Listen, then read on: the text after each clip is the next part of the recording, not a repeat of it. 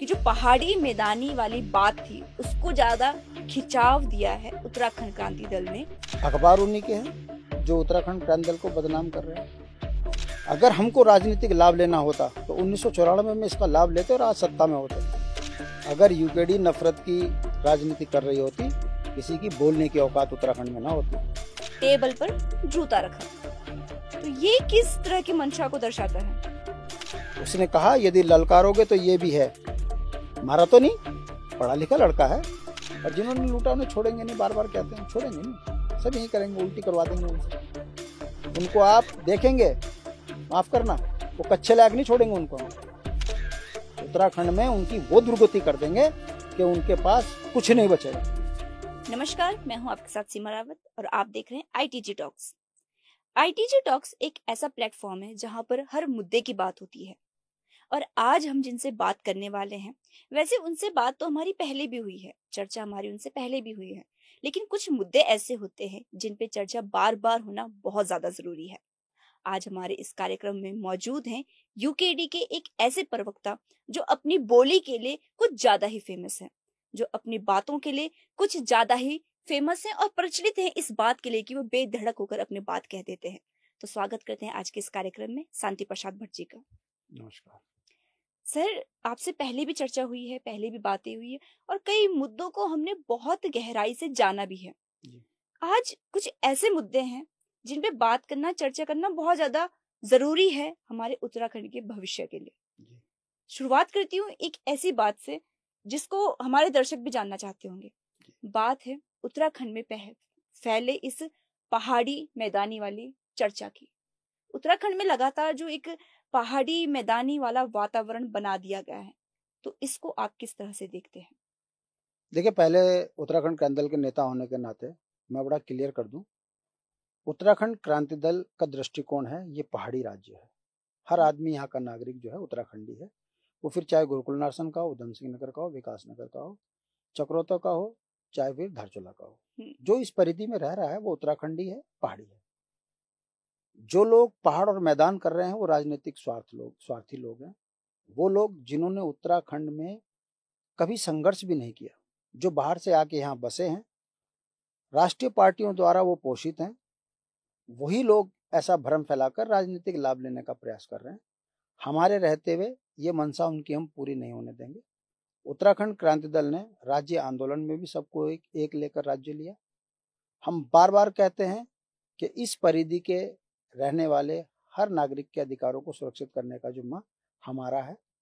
दुर्भाग्य है राष्ट्रीय पार्टियां राजनीतिक लाभ के लिए इस तरह का भ्रम फैलाते हैं, वही लोग ये गलतियां कर रहे हैं।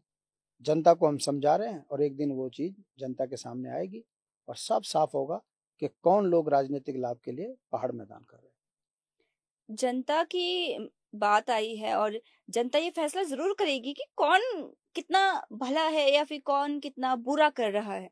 एक बात जो उठी थी, सदन से जो बात निकली थी, पहाड़ियों के लिए जो बातें कही गई थी, उसके बाद उन्होंने इस्तीफा भी दिया प्रेमचंद अग्रवाल ने। एक बात ये भी है कि किसी पक्ष ने, किसी दल ने और कुछ लोगों ने ये भी बात उठाई है कि जो पहाड़ी मैदानी वाली बात थी उसको ज्यादा खिंचाव दिया है उत्तराखंड क्रांति दल ने, वो सिर्फ इस वजह से कि फिर से वो एक बार हाईलाइट हो पाए। दुर्भाग्य है, अखबार उन्हीं के हैं जो उत्तराखंड क्रांति दल को बदनाम कर रहे हैं। सत्ता भी उन्हीं की है जो पहाड़ की तासीर पर चोट मार रहे हैं। मैं आपसे पूछना चाहता हूँ, सदन में गाली उत्तराखंड क्रांति दल के नेता ने दी, प्रेमचंद अग्रवाल ने दी। सदन की गरिमा को तार तार करने के लिए एक पक्षीय फैसला किसने किया? भारतीय जनता पार्टी की विधानसभा अध्यक्ष पीठ की उस नेता ने एक तरफा फैसला किया। जनता में उबाल आया, उन्होंने प्रेमचंद अग्रवाल को डांटने की बजाय लखपत बुटोला को डांटा। सबने देखा, ये उत्तराखंड क्रांति दल ने तो नहीं किया ना। जनता में उबाल इस बात को लेकर आया कि प्रेमचंद अग्रवाल सदन में पर्वतीय मूल के लोगों को गाली देता है और भारतीय जनता पार्टी उस पर कार्रवाई नहीं करती। सदन की विधानसभा अध्यक्ष उस पर कुछ नहीं कहती। तो जनता में उबाल आया, लोकतांत्रिक तरीके से जनता के उस उबाल के साथ में हम भी खड़े रहे। प्रेमचंद अग्रवाल ने इस्तीफा दिया, हमने तो नहीं कहा ना। उसने क्या कहा कि यदि मैं पहाड़ी होता तो मेरे साथ ये कार्रवाई ना होती, मैं मैदानी क्षेत्र का हूँ इसलिए मेरे पे कार्रवाई हुई। तो किसने मैदान की बात कही? प्रेमचंद अग्रवाल ने। बदनाम आप यूकेडी को करेंगे, ऐसा चलेगा नहीं। और अगर हमको पहाड़ और मैदान का जहर घोलना ही होता तो सीमा जी आपको अच्छी तरह पता होगा 1994 में 42 आदमी हमारे मार दिए गए थे उत्तराखंड आंदोलन में। खटीमा कांड हुआ, हमने शांतिपूर्वक तरीके से उसका प्रतिरोध किया। मसूरी कांड हुआ, हमने अपना प्रतिरोध किया लोकतांत्रिक तरीके से। मुजफ्फरनगर कांड हुआ, हमने लोकतांत्रिक प्रतिकार किया। देहरादून में गोली चली, हमने लोकतांत्रिक तरीके से प्रतिकार किया। हम गांधीवादी विचारधारा के लोग हैं। राष्ट्र के प्रति हमारा जो समर्पण है, वो जो हमारी गांधीवादी सोच है, उसको हमारी कोई कायरता ना समझे। हमने अगर हमको राजनीतिक लाभ लेना होता तो 1994 में इसका लाभ लेते और आज सत्ता में होते। जब भाजपा कांग्रेस के प्रति नफरत के दौर था तब हमने कहा नहीं, मानवीय मूल्यों के आधार पर हम राजनीतिक तरीके से अपनी बात को रखेंगे। भाजपा कांग्रेस भी उत्तराखंड के ही लोग हैं, मिलकर उत्तराखंड की आवाज को बनाते हैं। हमने संयुक्त संघर्ष समिति बनाई। हमको बदनाम कर रहे हो। 25 साल के ये विकास कि तुम सत्ता में 13 साल 14 साल भाजपा को हो गए, 10 साल कांग्रेस के हो गए। विकास बताने के लिए आपके पास कुछ नहीं है। आपका नेता मैदान पहाड़ करता है, आपके गुर्गे पहाड़ियों को गालियां बकते हैं, और आप बदनाम यूकेडी को कर रहे हो कि यूकेडी कर रही है। चलेगा नहीं। जो हमको बदनाम कर रहे हैं वो ये अच्छी तरह जानते हैं कि जितना यूकेडी बदनाम करी जाएगी उतना बाहर वाले इस पर राज करेंगे उत्तराखंड में। और इन 25 सालों में ये विकास है। आपके पास विकास बताने के लिए कुछ नहीं है तो अब आप पहाड़ मैदान का झगड़ा खड़ा कर रहे हैं। मैं आपसे पूछना चाहता हूँ, कब किया यूकेडी ने? कब कहा यूकेडी ने? यूकेडी तो आज भी कह रही है आओ मिलकर सब साथ चलेंगे। यूकेडी तो आज भी कह रही है कि गुरुकुल नार्सन का व्यक्ति, उसकी जमीनें छिन गई, उसके रोजगार छिन गए। हम पहाड़ के लिए भी बोलते हैं तो गुरुकुल नार्सन के लिए बोलते हैं। पर जो ये नफरती चिंटू हैं, ये भाजपा के द्वारा पोषित वो व्यक्ति हैं जिनकी जनसंख्या यहाँ करीबन 40-45 लाख से ज्यादा हो चुकी है। ये राज्य 64 लाख लोगों का था। 9 नवंबर 2000 को हरिद्वार मिला के इस राज्य की जनसंख्या 84 लाख की गई। हमने तो विरोध नहीं किया, हमने कहा हरिद्वार भी हमारा अंग है। हमको जमानतें जब्त हो रही, हमने तो कभी राजनीतिक नफरत पैदा नहीं करी। आज 1 करोड़ 35 लाख हो गए। कौन है ये? गुजर समाज हमको घर कह रहा है कि देख लेंगे पहाड़ को। एक महिला जो है वो कह रही है कि पहाड़ को अगर हम राशन बंद कर देंगे पहाड़ी लोग भूखे मरेंगे। हम तो नहीं कह रहे। कौन नफरत फैला रहा है?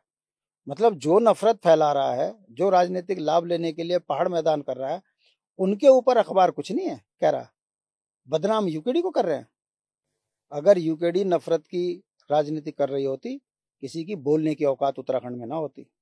मगर हमारी सहिष्णुता, हमारी ईमानदारी, हमारी राष्ट्रीय भक्ति, इसका लोग नाजायज फायदा उठा रहे हैं। अखबारों के माध्यम से हमको बदनाम कर रहे हैं। चलेगा नहीं। जनता देख रही है, समझ रही है। भारतीय जनता पार्टी की चूलें हिली पड़ी हैं।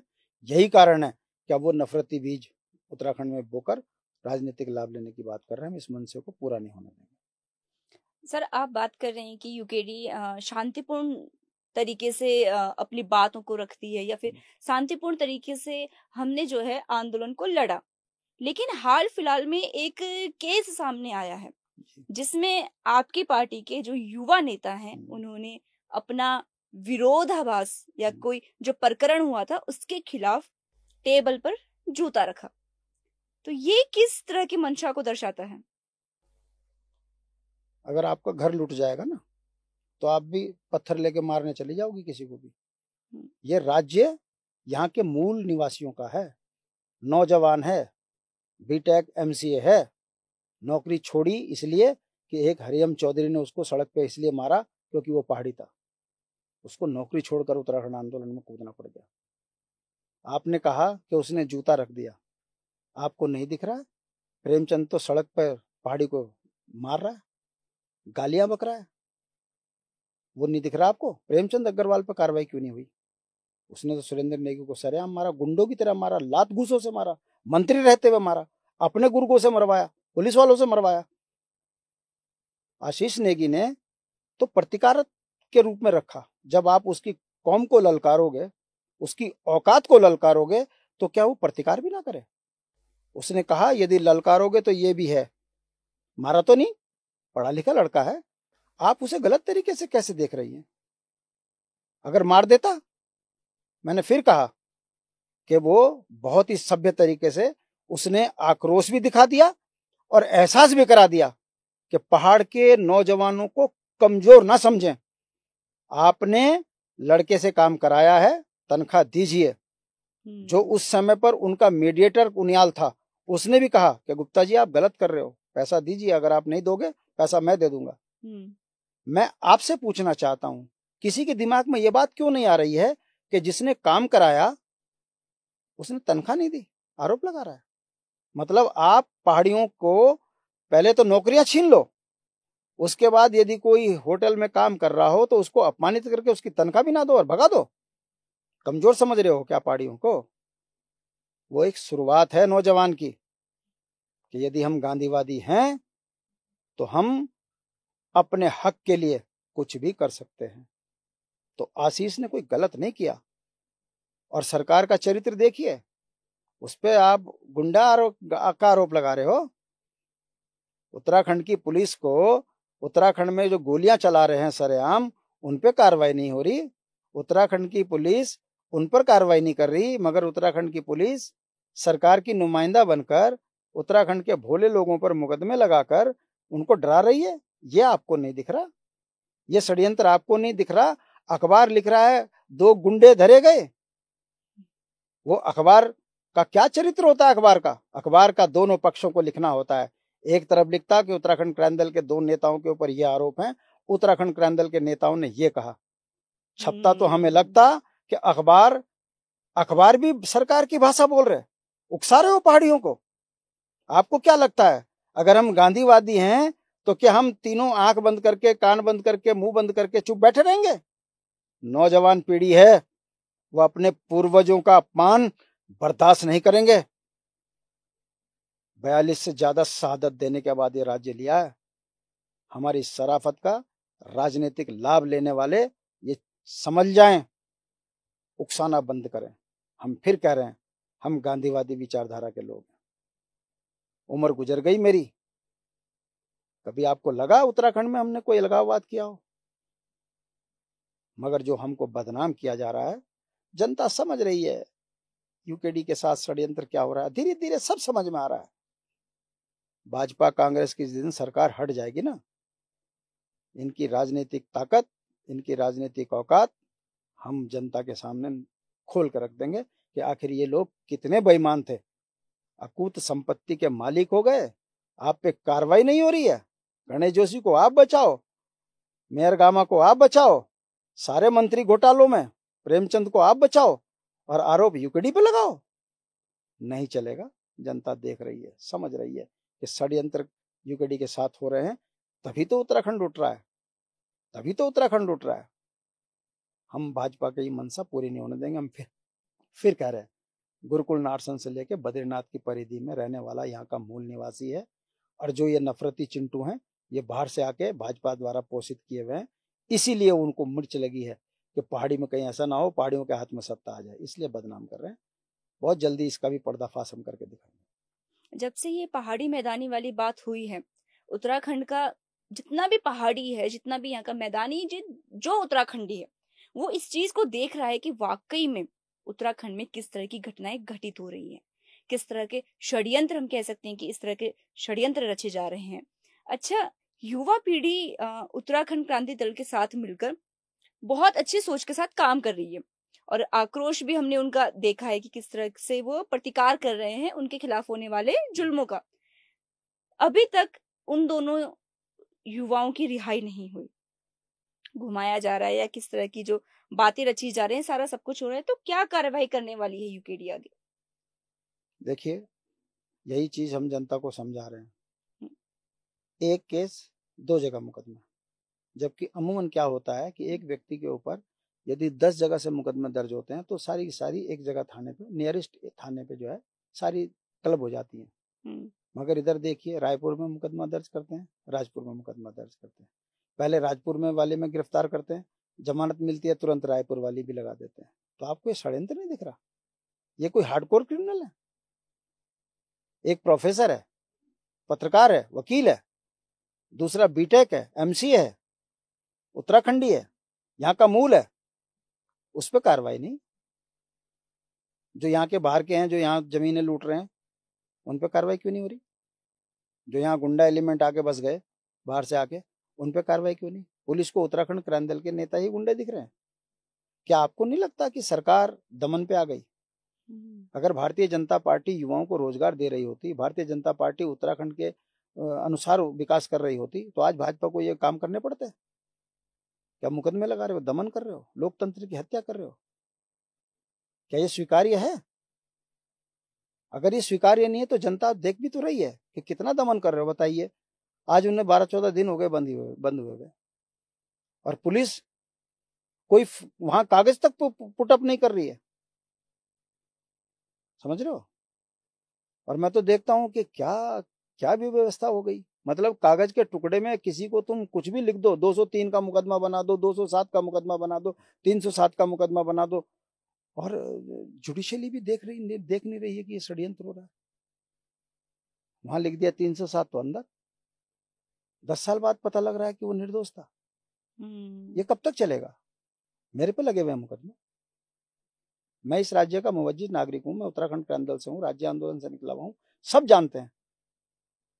मगर कितना बढ़िया तरीका है, किसी ऑफिस में जाओ, अगर तुम कह दो कि ये काम गलत हो रहा है, इसको ठीक करो, तो आपके जाने के बाद अखबार में, किसी फर्जी अखबार में नाम लिखा और उसको आधार बना के मुकदमा डाल दिया,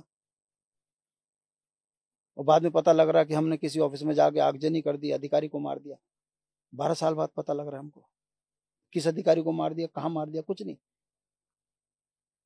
मगर जब जेल से बाहर निकल कर आए, जज के सामने जब रखे, चार्ज फ्रेम के टाइम पर जज ने भी कह दिया तो फर्जी मुकदमा है। मगर जो जो 10-12 दिन की यातना हमने झेली है, उसका कौन जवाब देगा? सही बात है, उसका कौन जिम्मेदार है?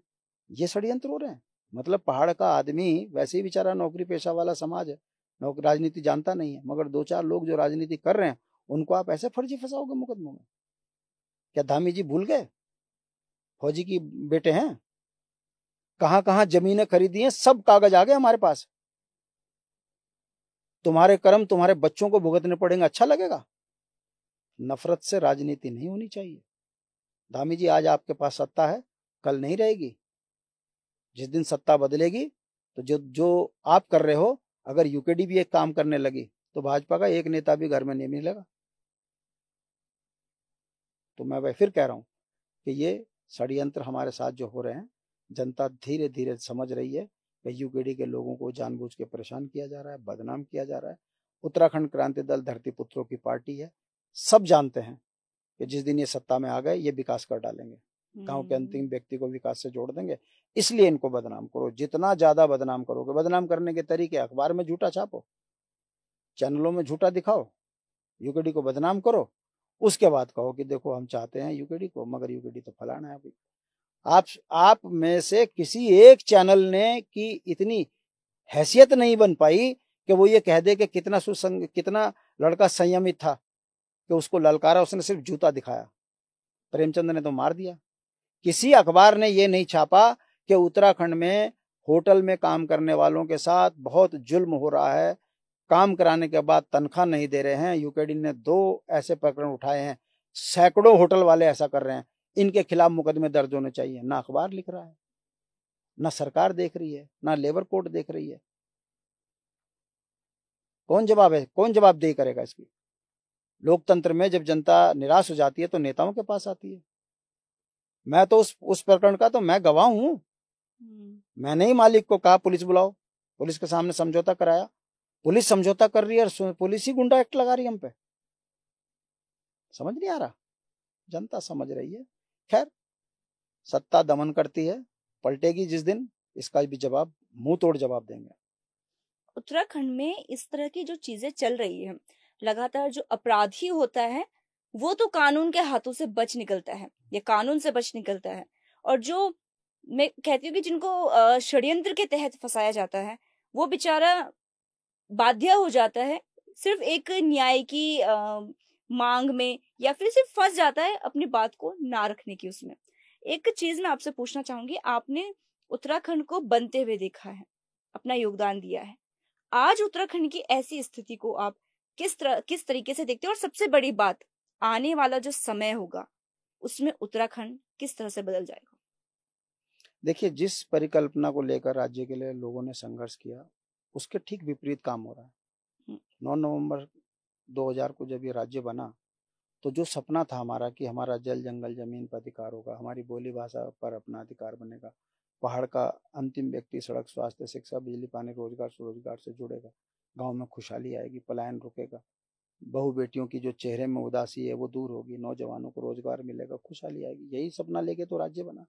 मगर राज्य बनने के बाद हुआ क्या? हरियाणा का मुख्यमंत्री बनाकर आपने सबसे पहले जो उत्तर प्रदेश से पुनर्गठन हुए थे, 26 राज्य विरोधी संशोधन जो हुए थे, उस पर एज इट इज मोहर लगा दी, हमको उत्तर प्रदेश का उपनिवेश बना दिया, पानी पे हमारा अधिकार छीन लिया, पन बिजली परियोजनाओं में बाहर वाले बैठ गए, नहरों में उत्तर प्रदेश का कब्जा करा दिया। तो क्या आपको दिख नहीं रहा था षड्यंत्र हो रहा है हमारे साथ? और उसके बाद क्या हुआ? जो मुख्यमंत्री आया उसी ने बाहर वालों को पोषित किया, जमीन हमारी खत्म कर दी, संसाधनों पे सारे बाहर वाले बैठ गए। आपको दिख नहीं रहा है? जिन भोले पहाड़ के लोगों के लिए राज्य मांगा था, आज उन पहाड़ के भोली जनता को अब यहाँ गरिया भी रहे हैं। होटल में, आप होटल इंडस्ट्री में हरियाणा वाले घुस गए, टैक्सी करने का काम करने वाले हमारे जो हैं वो भूखे मर रहे हैं, 4 धाम यात्रा में दिल्ली हरियाणा से बुकिंग हो रही है, हमारा आदमी मजबूर हो गया, उसे 40,000 रुपये में टैक्सी का ले जाने को नहीं मिल रहा ग्राहक, और वो जो है दिल्ली वाले जो है प्राइवेट गाड़ियों में सारी यात्राएं करा रहे हैं, पूरी पुलिस मिली हुई है, डीजीपी उनका है, देहरादून का एसएसपी, देहरादून का कानून व्यवस्था की से ज्यादा वो धामी जी की व्यवस्था सुधारने पे लगे हैं। दिख नहीं रहा आपको? फर्जी मुकदमे लगाने पे एसएसपी अजय कुमार को तो इस समय पर थाना का थाना सस्पेंड कर देना चाहिए था। क्या देख रहे हैं वो? उन्हें दिख रहा है कि यूकेडी के नेताओं के ऊपर फर्जी मुकदमा लगाया, महसूस भी कर रहे हैं, मगर चुप हैं। ऐसे चलता है जिला। मैंने कहा ना कि सब सत्ता के अधीन होकर देश को, राज्य को लूट रहे हैं। ये व्यवस्था ठीक नहीं है। जिस परिकल्पना को लेकर राज्य बनाया था, आज उस पर हुआ क्या है? 1 लाख करोड़ का कर्जा हो गया प्रति व्यक्ति, हम 4.5 से 5, 3.5 से 4.5 लाख रुपए कर्ज पे डूब गए। ये राज्य का विकास है? बच्चा जन्म बाद में ले रहा, 3.5-4 लाख का कर्ज में आ गया हो। पानी हमारा नहीं है, जंगल हमारा नहीं, जमीन हमारी नहीं है, रोजगार पर हरियाणा वालों ने कब्जा कर लिया, इंडस्ट्री पर दिल्ली वाले, बंबई वालों का कब्जा हो गया। पहाड़ी को मिला क्या है सिवाय कर्ज के, जनसंख्या विस्फोट के? 64 लाख लोगों को हम रोटी खिलाने की स्थिति में नहीं है और 1 करोड़ 35 लाख की जनसंख्या कर दी। वोट के लिए तुमने बाहर से बिहारी हरियाणा के लाके बसा दिए। आपको दिख नहीं रहा है? डेमोग्राफी जो उत्तराखंड की चेंज हो रही है वोट के लिए, क्या दिख नहीं रहा है खतरा उत्तराखंड के लिए? सीमांत क्षेत्र है, हमारी तो सीमाएं सुरक्षित नहीं है, मगर किसको बोले? पहाड़ की भोली जनता राष्ट्र के नाम पर उनको वोट दे रही है, अपने ही बच्चों का जीवन बर्बाद कर रही है। माँ कह रही चप्पा चप्पा खाजपा, लड़का चरस बेच रहा। बाप कह रहा भाजपा जिंदाबाद, लड़का वहां इंटर में फेल, 10वीं में फेल। घर घर जाकर देखिए पहाड़ों में क्या बुरी स्थिति है। जो माँ बाप भाजपा का झंडा उठा रहे हैं, उन्हीं के बच्चे चरसी शराबी बन रहे हैं। और इससे बड़ी बात मैं आपको बता दूं, मुझे तो एक प्रकरण है, कहना नहीं चाहिए, अब हालात इतने खराब हो गए कि भाजपा वाले के आपस में शादियां कर रहे, चल तेरा भी नालायक मेरा भी नालायक। पहाड़ों में पढ़े लिखे लड़कों का ब्याह नहीं हो पा रहे हैं। तो भारतीय जनता पार्टी ने तो राजनीति में इतना चरित्र खत्म कर दिया है कि पहाड़ में बच्चों के लिए शराब के अलावा कुछ नहीं रहा। इतना बुरा हाल, इसकी कल्पना ना तो हमने कभी करी थी कि हमने ऐसे राज्य के लिए हमने अपना बलिदान दिया, ऐसे राज्य के लिए संघर्ष किया। और इसके दोषी दोनों राष्ट्रीय पार्टियां जिन्होंने उत्तराखंड बर्बाद किया है। ऐसी कल्पना हमने नहीं करी थी। हमारे सारे धंधों में बाहर वाले बैठ गए।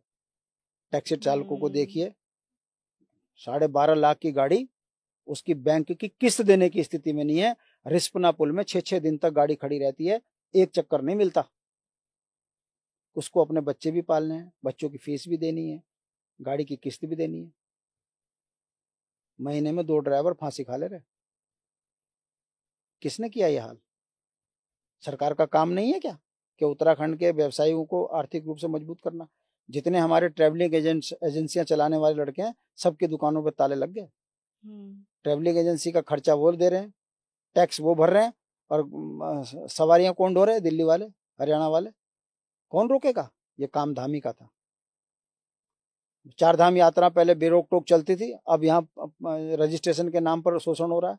आपको मालूम है, फर्जी मुकदमे पुलिस वाले लगा देते हैं। तेरा रजिस्ट्रेशन नहीं हो रहा, हाँ बोल मेरे को इस ट्रैवलिंग एजेंसी वाले ने लूट लिया, उसने झूठी फर्जी मुकदमा लिखा है, तथ्य कोई नहीं है, पर उसमें पुलिस वाले ने ठप्पा मारा, वो जाके यात्रा कर रहा, पीछे से पैसे खा लिए।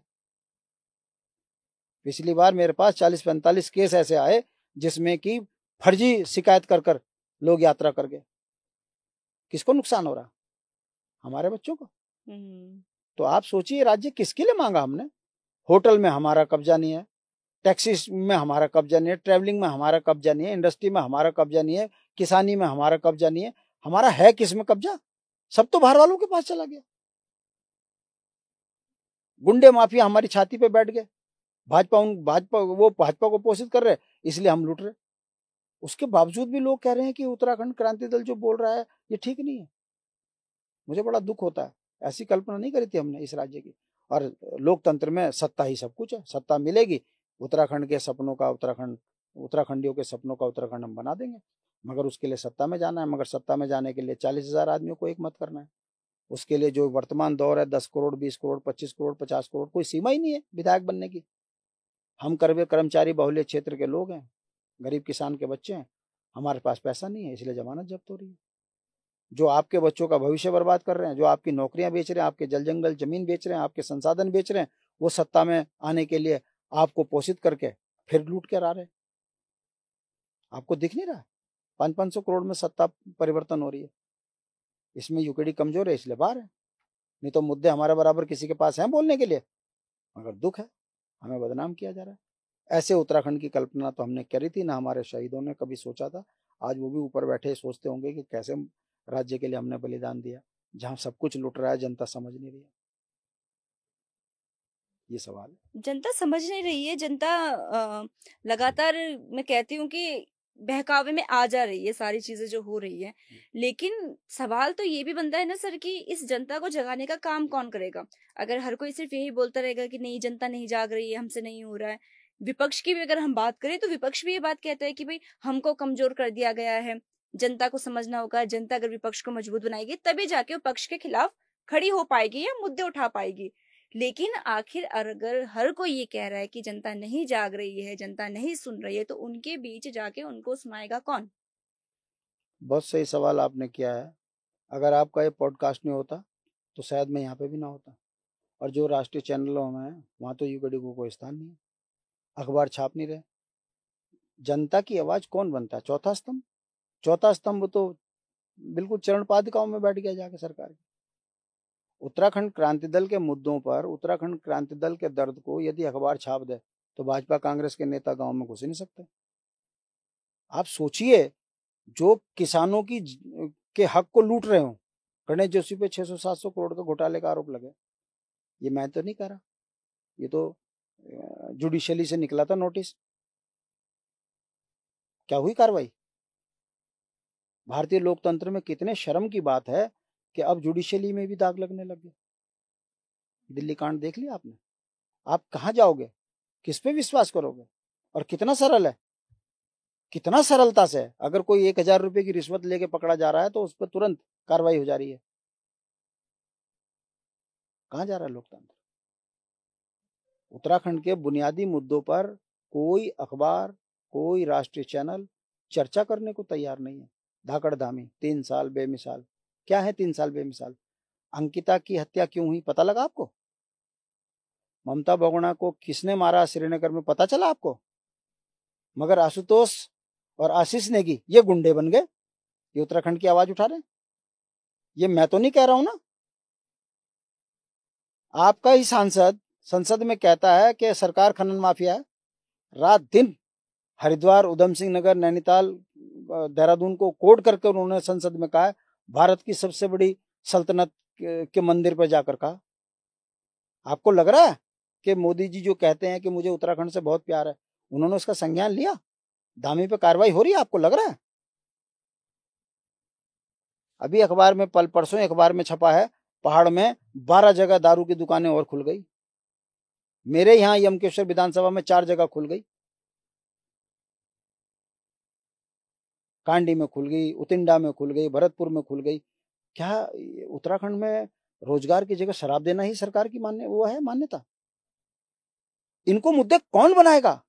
अखबार क्यों नहीं छाप रहे कि उत्तराखंड को देवभूमि को शराब भूमि बना दिया? कहीं लग रहा है आपको आक्रोश? बस अखबारों में धाकड़ धामी धाकड़ धामी धाकड़ धामी। उन्हीं का सांसद कह रहा है ये धाकड़ नहीं है तो खनन माफिया है, शराब माफिया है। कहीं आपको दिख रहा है? बेटियां सुरक्षित नहीं है, बच्चे पढ़, इतनी महंगी एजुकेशन हो गई है कि अब यहां लोगों ने बच्चे पढ़ाने मुश्किल कर दिए। प्राइवेट में पढ़ा ही नहीं पा रहे, सरकारी में टीचर नहीं है, स्कूल बंद कर दिए। तो आपको दिख नहीं रहा, जितना अनपढ़ रहेगा समाज उतना भाजपा का चप्पा चप्पा खा चप्पा करेगा। ये सवाल है, आप जैसे पॉडकास्ट हैं दिखा रहे हैं, जनता समझ भी रही है, ऐसी बात नहीं है, निराशा नहीं है, इतनी भी दुनिया में अंधेर नगरी नहीं है। आप जैसे लोग दिखा रहे हो, जनता भी समझ रही है। भाजपा के बहुत बुरे दिन शुरू हो चुके हैं, 27 में इनका सुपाड़ा साफ होगा और यूकेडी आएगी तो एक एक चीज का हिसाब लेंगे ना। अभी हम कोई मर थोड़ी ना गए, सांस अंतिम सांस तक संघर्ष जारी रहेगा। जिन्होंने राज्य लूटा है उनसे वो पैसा वापस राजकोष में जमा कराकर यहाँ के मूल निवासियों को पैसा दिया जाएगा। जितनी जमीनों पर कब्जा किया है कब्जा छुड़वा दिया जाएगा। हम तो कह रहे हैं, देखना ईश्वर कब हमारे हाथ में वो ताकत देता है। हम निराश नहीं है, पर बहरहाल उत्तराखंड के साथ बहुत बड़ा अनर्थ इन दोनों राष्ट्र पार्टियों ने किया। अनर्थ तो लगातार हो रहा है। अगर हम जनहित के मुद्दे देखें, क्षेत्रीय मुद्दे देखें या पहाड़ के विकास की बात करें तो कई तरीकों से छला जा रहा है उत्तराखंड को, ये बात अक्सर सामने आती है। तो आगे किस तरह की रणनीति रहेगी यूकेडी की? एक धाकड़, मैं कह सकती हूँ एक धाकड़ वापसी करने की क्या रणनीति रहेगी यूकेडी की? हमारी तो रणनीति जो पहले थी वो आज है और आगे भी रहेगी। अंतिम व्यक्ति जो गांव का है उसको विकास से जोड़ना, न्यायपद तरीके से सत्ता को चलाना, द्वेषपूर्ण होकर राजनीति ना करना, सबको साथ लेके चलना, ये हमारा संकल्प पहले भी था आंदोलन के दौर में, राज्य बनने के बाद भी हमारा वही संकल्प है, सबको साथ लेके चलना। किसी एक के बगैर भी आप विकास नहीं कर सकते, हर वर्ग की जरूरत है। नफरत की राजनीति से हम दूर दूर तक हमारा कोई नाता नहीं है। यही कारण है कि इन 25 वर्षों में हमको समझने में जनता भूल कर रही है, इसीलिए पिट रही है। जितना दर्द बद्रीनाथ में रहने वाले व्यक्ति का है उतना ही दर्द गुरुकुल नार्सन वाले का है। जितनी जमीनें हमारी लूटी गई हैं उतनी गुरुकुल नार्सन वाले की भी जमीन लूटी गई है। जितने बच्चे हमारे बेरोजगार पहाड़ के हैं उतने ही मैदान के बच्चे भी बेरोजगार हैं। हालात दोनों जगह बदतर हैं। सवाल किसी एक क्षेत्र विशेष का नहीं है, सवाल पूरे उत्तराखंड का है। और हमारे हाथ में अगर सत्ता आएगी तो फिर हम वही कह रहे हैं, भारत गांव से जाना जाता है, भारत की पहचान गांव है। शहर में कृत्रिम जीवन है, शहर मानव का पेट नहीं भर सकता। मानव का पेट भरने के लिए गांव को विकास से जोड़ना है और हमारी गांव को विकास से जोड़ने की नीति है। गांव में अपने हल लगाओ, 200 रुपये रोज पाओ। मनरेगा के तहत महिला अपने घर में गाय बाछी बांधे, घी दूध करे, 200 रुपये रोज ले। इससे क्या होगा, हमारी जो बेहद कीमती जमीन जो खाली पड़ी है उन पे हल चलेंगे, अनाज होगा। गांव में महिला जो अपने गाय भैंस के साथ रहेगी, गाय बाछी के साथ, जब 5-7 हजार रुपये महीना उसको मिलेगा वो अपना दूध बेच के भी अपना कर लेगी, उसका भी जीवन यापन होगा। 1 दशक नहीं, 2 दशक नहीं, 3 दशक, कम से कम 3 दशक तक मानव को उसकी सभ्यता उसकी संस्कृति से जोड़ने के लिए उसको आर्थिक लाभ देना पड़ेगा। जब उसे मिलेगा वो गांव में आ जाएगा, क्योंकि दिल्ली में 10,000 रुपए की नौकरी क्यों करेगा। जब उसे गांव में ही 15-20 हजार रुपए का जुगाड़ मिल जाएगा, अपनी खेती से उसे साग सब्जी भी मिल जाएगी, जंगली जानवरों से उसे निजात मिल जाएगी। जब खेतियां होंगी तो जंगली जानवर भी दूर दूर होंगे, तो क्यों नहीं होगा विकास। उत्तराखंड क्रांतिदल तो यही तो कह रहा है कि गुरुकुल नार्सन का भी व्यक्ति यदि गरीब है अपने खेत में काम कर, 200 रुपए ले, क्या जरूरत है शहर में जाने की। मगर ये नीतियां बनी हैं कि जमीन बेच, गांव छोड़, शहर में आ, 50 गज के मकान में कैसे रहेगा कोई। एक पीढ़ी के बाद दूसरी पीढ़ी कैसे रहेगी उस 50 गज में। ये षड्यंत्र है। पहाड़ की जमीन सोना जमीन है, उस जमीन पर बड़े बड़े गिद्धों की नजर है। इसलिए नीतियां ऐसी बन रही हैं कि पहाड़ खाली हों और बड़े बड़े धनाढ्य वहां रहें। अगला युद्ध पानी का होगा, अगला युद्ध शुद्ध हवा का होगा, और पहाड़ में दोनों चीज प्रचुर मात्रा में है। इसलिए पहाड़ियों को बर्बाद किया जा रहा है सत्ता के दम पर। हम उसे रोकेंगे, और जिस दिन यूकेडी की सरकार आएगी 85 साल कोई हमें हिला नहीं पाएगा, क्योंकि गांव का व्यक्ति विकास से जुड़ेगा तो यूकेडी के साथ जुड़ेगा। और अपने बच्चों के भविष्य को सुरक्षित करेगा। सर, एक सवाल मेरे मन में काफी टाइम से चल रहा है कि जब यूकेडी के मुद्दे, यूकेडी की बात क्षेत्र से जुड़ी हुई है, पहाड़ के व्यक्ति से जुड़ी हुई है, पहाड़ के लिए जुड़ी हुई है, तो क्यों नहीं यूकेडी को आज तक चुना गया? क्यों नहीं यूकेडी के हाथों में आ सकता है? भोले लोग हैं पहाड़ में। आप पहाड़ की तासीर को नहीं समझ सकी हो, इसका मतलब कभी गांव में जाके कहना, कभी अपनी माँ से कहना, माँ मैं ये करना तूने, माँ वही कर देगी, ये भी नहीं पूछेगी मेरी बेटी गलत कह रही है सही। ऐसी गांव में महिलाओं को, बुजुर्गों को बाहर से आके बहला फुसला देते हैं कि राष्ट्रीय पार्टियां हैं, इनको वोट दो, दे देते हैं लोग। उन्हें पता ही नहीं है कि हम जिनको वोट दे रहे हैं ये लोग दरिंदे हैं। अब आपने कहा यूकेडी, आपको पता है पहाड़ में ब्लॉक की खबर दूसरे ब्लॉक में नहीं जाती। खबरों को इस कदर बांट दिया गया है कि एक दूसरे को पता ही नहीं पहाड़ में क्या हो रहा है। झूठी खबरें पोषित की जा रही हैं। जब व्यक्ति को सूचनाओं से दूर किया जाएगा, झूठी खबरें पेश की जाएंगी, तो बेचारे को क्या गांव में व्यक्ति को पता लगेगा। पहाड़ का 90% आदमी, 100 में से 90 आदमी रोजगार वाला है। वो दिल्ली बंबई कहीं कहीं नौकरी कर रहा है। गांव में बचा कौन है? गांव के मूल को समझने वाला जो बुजुर्ग है, उसे तो पता ही नहीं उसके लिए कौन नीति क्या बना रहा। तो उत्तराखंड क्रांति दल की जो विचारधारा है, जो उत्तराखंड क्रांति दल के मुद्दे हैं, वो छुपाए जा रहे हैं, बताए नहीं जा रहे। इसलिए उत्तराखंड क्रांति दल, और मैं इसको बड़े बड़े दिल से कह भी रहा हूं कि हम संसाधनों से कमजोर होने के कारण हम संगठन बना पाने में भी कमजोर हुए हैं इन 25 सालों में। जो पोषित करते हैं संगठन, उनके बन जा रहे। आजकल बिना लालच के कोई बन पा रहा है किसी का साथी? अब जितने लोग हमारे साथ खड़े हैं, एक विधानसभा में 500-700 आदमी बिना स्वार्थ के हमारे साथ खड़े हैं, मगर वो 500-700 आदमी इतने सक्षम नहीं है कि 50,000 आदमियों को इकट्ठा कर सके। मगर जो लुटेरे हैं वो 20 करोड़ खर्च करके वोट को बंबई, दिल्ली, जापान से भी मंगवा लाते हैं। मतलब जापान से अगर 2 वोट हैं तो बाई ईयर मंगवा लेते हैं वोट। आओ वोट दे के जाओ, जाने आने का खर्चा भी हम देंगे। वो इतने सक्षम है लूटने के लिए, और हम इतने कमजोर हैं, चाहकर भी हम अपने आदमियों को एक जगह इकट्ठा नहीं कर पा रहे, इसलिए हम हार रहे। मगर क्या हमेशा रहेगा ऐसा? धीरे धीरे लोगों को समझ में आ रहा है यूकेडी को मजबूत करने के लिए जनता को आंदोलन की जरूरत है, और यही आंदोलन हो रहे हैं। अब जिस दिन जनता ने यूकेडी के नेताओं को ठान लिया जिताना है, तो धनाढ्य धरे रह जाएंगे, यूकेडी के लड़का सदन पहुंच जाएंगे। क्योंकि हम पैसे से नहीं जीतेंगे, हम जनमानस जन समूह के संघर्ष से जीतेंगे। और जन आंदोलन खड़ा हो गया कि यूकेडी को जिताना है, तो हम जीत जाएंगे। हम पैसे से नहीं, जनता के द्वारा जीते जाएंगे। और जिस दिन जनता अपने लिए अपना नेता चुनेगी, यूकेडी को आप आगे देखेंगे। अभी तो पार्टियों के नेता चुने जा रहे हैं पूंजीपतियों के पैसों से। यही कारण है, पूंजीपति मजे ले रहे हैं, गरीब जनता पिस रही है। धीरे धीरे जनता समझ रही है, हम भी लोगों को समझा रहे हैं, और आप जैसे पॉडकास्ट दिखा भी रहे हैं। मैं कोई बड़े चैनल पे तो नहीं मैं बैठ रखा, मगर आप दिखा रहे हो। इतनी ताकत हमारे पास भी है सोशल मीडिया में कि आपकी बात को हम गांव के अंतिम व्यक्ति तक पहुंचा रहे हैं, और जनता देख रही है, समझ रही है कि नहीं, यूकेडी को छदम तरीके से बदनाम किया जा रहा है। यूकेडी कमजोर है आर्थिक रूप से, वैचारिक रूप से, मुद्दों के रूप में यूकेडी बहुत मजबूत पार्टी है।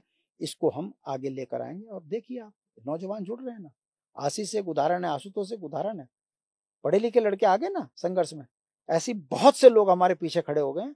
कल का भविष्य इनका है, हम तो इनके लिए रास्ता बना के जा रहे हैं। जरूरी नहीं है शांति प्रसाद भट्ट विधायक बने, मगर शांति प्रसाद भट्ट का जो रास्ता बनाया हुआ है, उसमें हमारी अगली पीढ़ी अगर संपन्नता से आगे बढ़ेगी, मेरे लिए इससे बड़ी खुशी क्या है।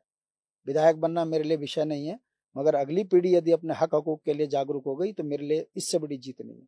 और मैं देख रहा हूँ अपनी आंखों से कि नई पीढ़ी समझ रही है यूकेडी, इसीलिए यूकेडी मजबूत हो रही है। तो हम निराश नहीं है, और जिन्होंने लूटा उन्हें छोड़ेंगे नहीं। बार बार कहते हैं हम छोड़ेंगे नहीं, सब यही करेंगे, उल्टी करवा देंगे उनसे।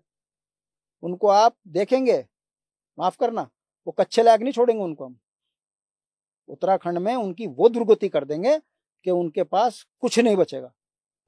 क्योंकि हमने संदेश भी देना है कि जो देश के साथ गद्दारी करते हैं, जो सत्ता का दुरुपयोग करते हैं, उनका राजनीतिक जीवन ऐसा भी होता है।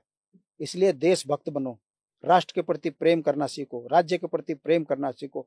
अगर आप जनप्रतिनिधि हो तो जनता के प्रति समर्पण का भाव रखो, तब आपको दिखेगा चरित्रवान नेता।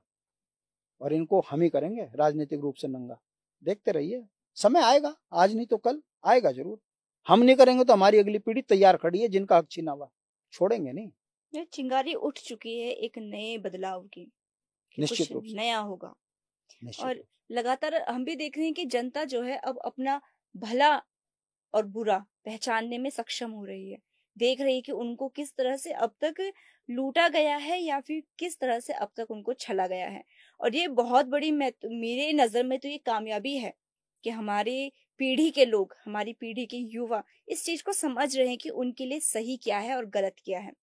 सर, एक लास्ट सवाल मैं आपसे करना चाहूंगी से। कि उत्तराखंड में जिस तरह से हम परिवर्तन देख रहे हैं, जनता जिस तरह से जागरूक हुई है, 25 साल पहले एक आंदोलन उठा था उत्तराखंड को एक अलग तरीके के राज्य की मांग के लिए, एक अलग राज्य बनाने के लिए, और आज फिर से एक आंदोलन खड़ा हो रहा है उत्तराखंड की एक अस्मिता को बचाने के लिए। तो क्या लगता है कि इस तरह के आंदोलन इतने कम समय में फिर से एक और आंदोलन उत्तराखंड को किस तरफ लेकर जाएगा? बहुत सही सवाल किया तुमने बेटा। समझो इस बात को, पहले तो उत्तर प्रदेश से लड़े हम, मुलायम की तानाशाही देखी। अब इन 25 वर्षों में ये जो आप बदलाव देख रहे हो, इसके पीछे कौन कारण है, मैं आपको बताता हूँ। पहाड़ी क्यों जागा या नौजवान क्यों भड़का?